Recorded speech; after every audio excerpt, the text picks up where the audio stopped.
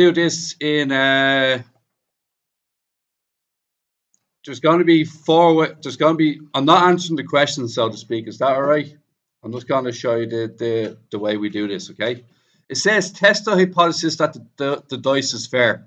Anytime you see test the claim, here's what you do. You have what's called H0. This is called the null hypothesis. The null hypothesis is basically you copy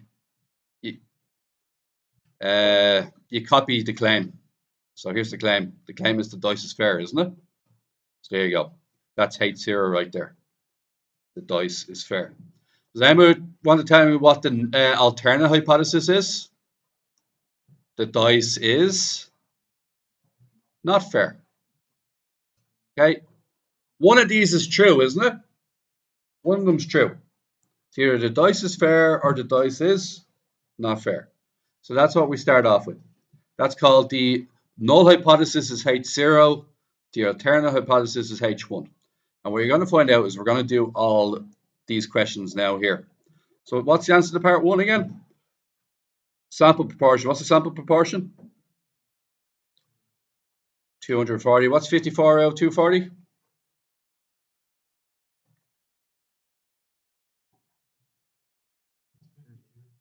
52, is it? Sorry. Thanks for that.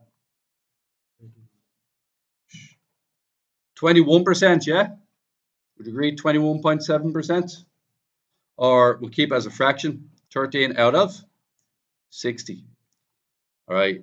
And it's roughly equal to 21.7%, yeah? What should it be if the dice is fair? It should be around 16.7%, 1/6. All right.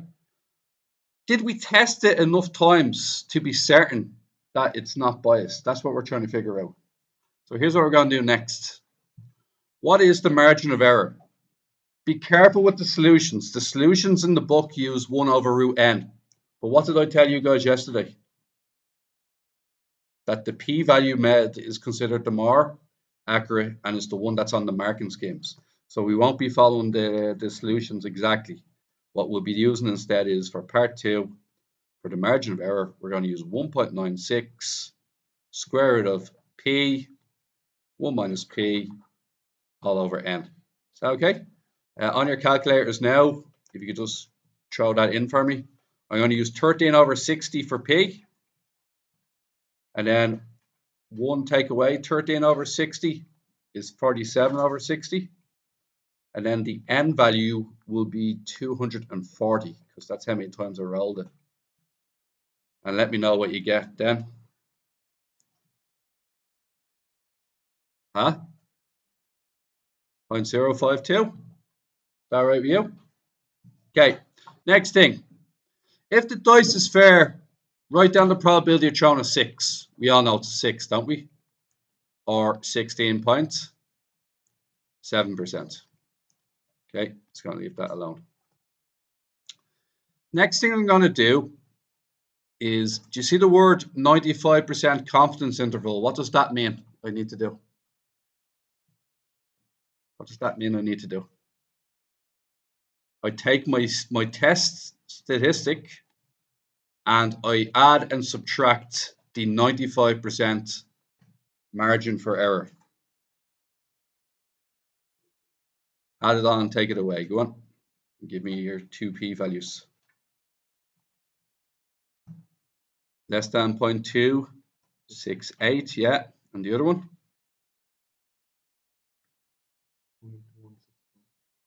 Oh. Now, tell me something. Is the answer of 16.7%, is that within this range? It is, isn't it? It's just above the 16.4, isn't it? That means that this dice could still be, it still could be fair, because it says the margin of error extends all the way back to 16. It extends on to 16.4. Okay, so here's how we write this answer. We go back to the start. Is the dice fair? Yes or no? We think it is fair because 16.7% is within the 95% confidence interval. So what we say is we accept H0, which means you accept the null hypothesis that the dice is fair given a probability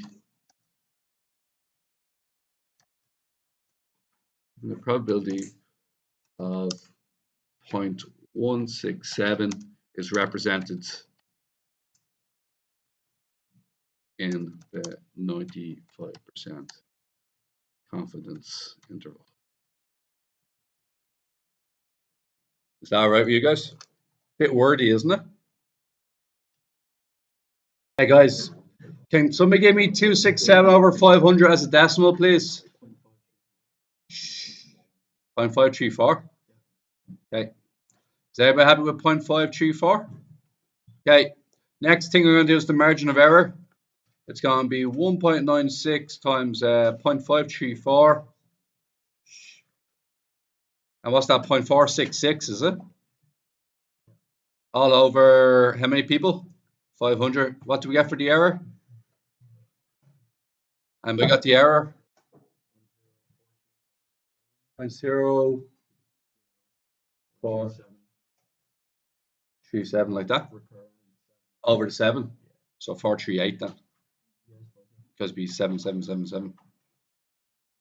Is it only one decimal over the 7? There's not two of them, there's just one of them, is there? Yeah. Is it just 437 then? Okay. Yeah, that's a good point. Now, lads, now we're going to do the 95% confidence interval, okay? See the 0.534? You see the 0.534? What we're going to do is we're going to add and subtract this much off it. So can you add and subtract that value? So see the yellow value? Add the green value on, give me the number. Take the green number away, give me the number. So what do we get? Anybody at all? 0.44903, yeah. And the other one? Point what? 5777. Okay. Question: is it a coin? Is it? Is the coin fair? Why is it fair? 0.5 is in this region, so it could have been 50% for all we know. So what are we doing? What was H0 again? H0 was the coin is biased, wasn't it?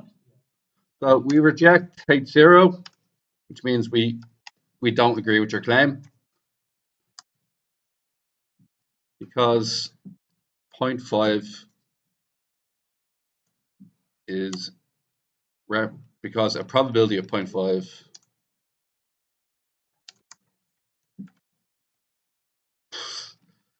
oh god.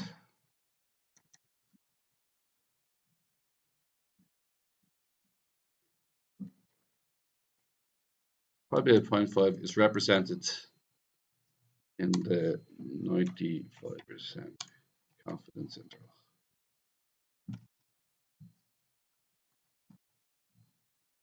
We all good? Lads, what is 18? What's 18 11 out of 82? That doesn't divide any better, does it? No. All right, what's your margin of error?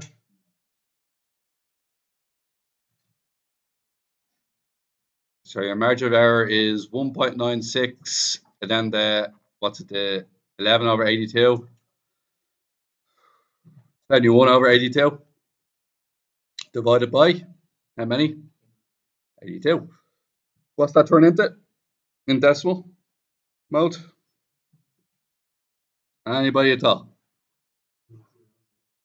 0.0738. Okay.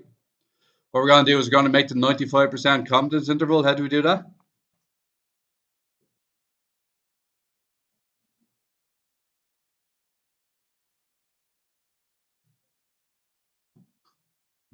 All right, 95% confidence interval. So what we're going to do, we're going to do 11 over 82 plus or minus 0.0738.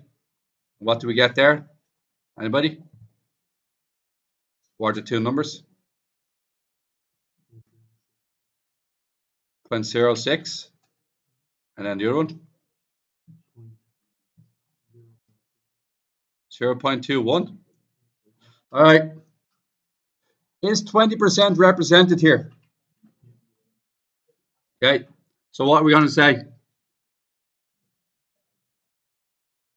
Because P equals 0.2 is represented, or because of probability 20% is represented in the confidence interval. Do we accept? We accept H0, is it?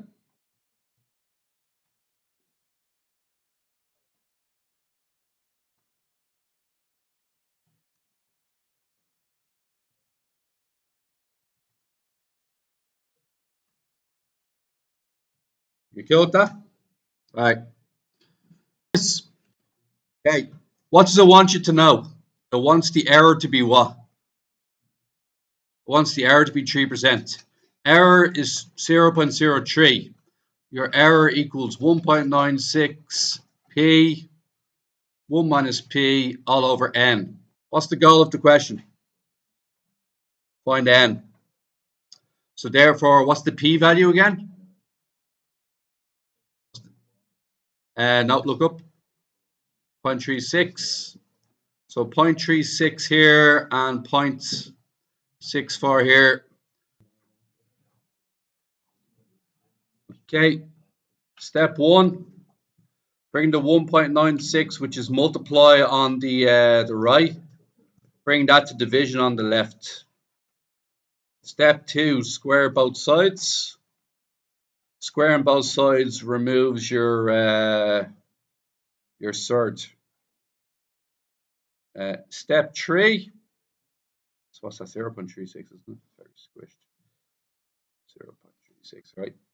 Step 4. The n, which is division on the right. Where should I put that then? Becomes multiplication on the left, and then the 0.03. The 0.03 squared is multiplication on the left. But if I play my cards right, well, hey, there you go. Move that underneath because it's now division. Put all that into the calculator, and what you get? Anybody know? 914, 984. Yeah, all good. Anybody get there before me?